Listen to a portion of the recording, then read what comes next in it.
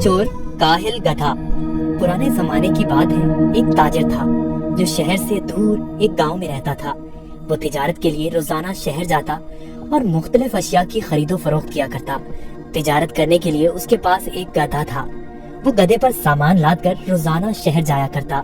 ताजिर अपने गधे की बहुत अच्छे तरीके से देखभाल करता, उसकी खुराक का बहुत ख्याल रखता, उसे वक्त पर चारा डालता और पानी पिलाता, क्योंकि ताजिर को पता था कि उसकी तिजारत के लिए इस गधे की बहुत जरूरत है। गधा बहुत सेहतमंद था। ताजिर बहुत सारा सामान एक साथ गधे पर लाद कर फरोख्त के लिए शहर ले जाता, लेकिन उसका गधा बहुत कामचोर और आलसी था। उसको भागना दौड़ना खाना पीना बहुत पसंद था। ओह, आज फिर शहर जाना पड़ेगा। मुझे हमेशा छुट्टियां क्यों नहीं हो जाती?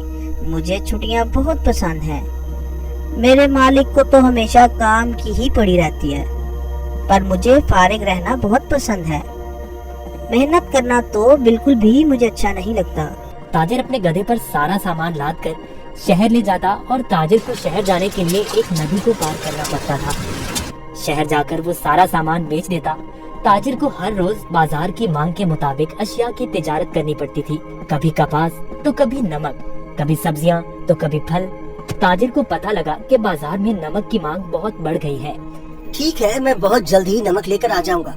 उसने अपने गधे पर 4 बोरियां नमक की लादी और उसको मालूम हो गया कि 4 बोरियों का वजन काफी ज्यादा है।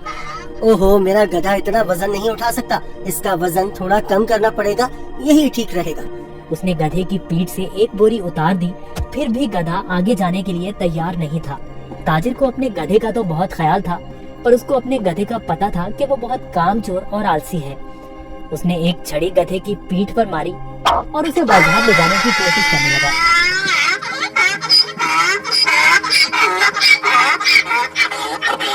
चलो, अब मुझे पता है तुम बहुत आलसी हो। तुम्हें शहर जाना बहुत जरूरी है, क्योंकि बाजार में इस वक्त नमक की बहुत मांग है।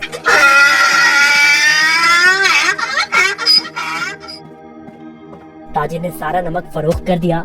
ओहो, सच में बाजार में नमक की बहुत मांग है। ताजिर ने फिर रोज की तरह शहर में नमक फरोख्त करना शुरू कर दिया।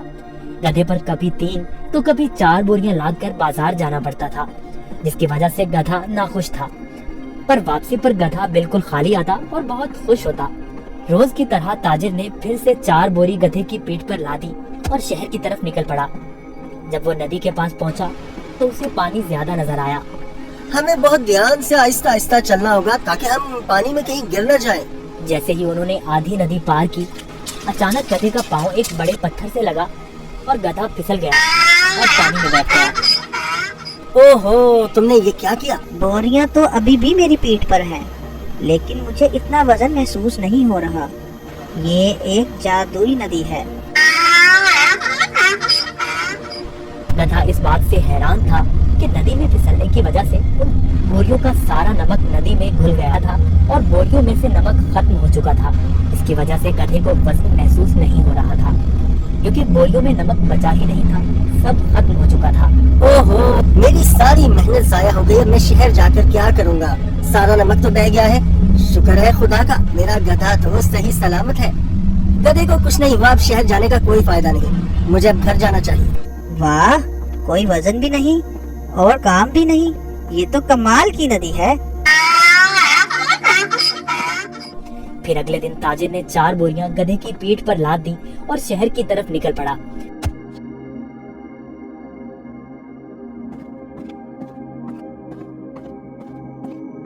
आहा, कल का दिन कितना अच्छा था।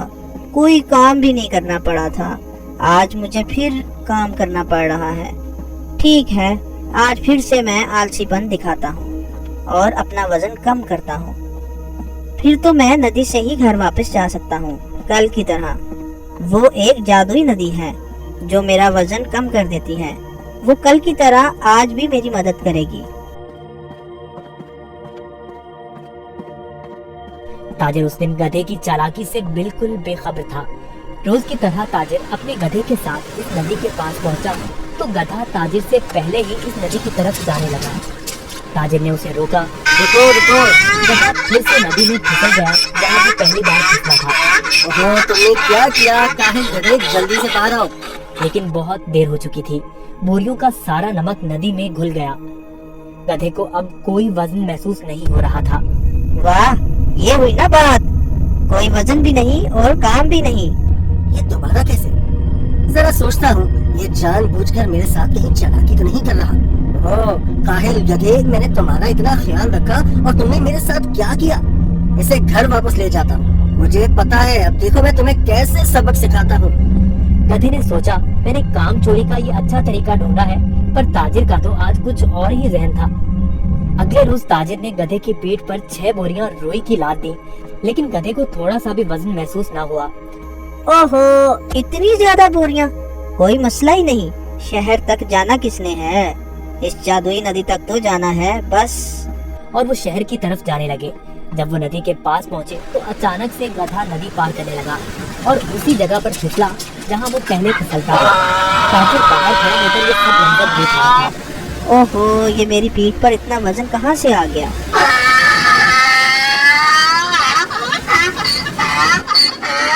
ताजिर बहुत समझदार आदमी था। उसको पता चल गया कि उसका गधा जानबूझकर ये सब उसके साथ कर रहा है। इसलिए ताजिर ने इस दफा बोरियों में नमक के बजाय रुई भर दी थी। जैसे ही गधा नदी में फिसला तो रुई ने पानी जज्ब कर लिया और गधे की पीठ पर वजन ज्यादा हो गया। हाँ, तुम मुझे इतने दिनों से बेवकूफ बना रहे थे। तुम्हारी इस हरकत से मेरा बहुत नुकसान हुआ है। तुम्हें इस बात का अंदाजा भी है क्या? अब तुम इसी तरह बोरियों के साथ घर जाओगे। गधे को उन बोरियों के साथ ही घर आना पड़ा। इस तरह गधे ने अपना सबक सीख लिया और उस दिन के बाद गधे ने कभी नदी में फिसलने की हिम्मत न की। इसलिए नतीजा, जैसा करोगे वैसा भरोगे। अगर आपको हमारी वीडियोस अच्छी लगी हो तो इसको लाइक करें, शेयर करें और हमारे चैनल को सब्सक्राइब करें। शुक्रिया।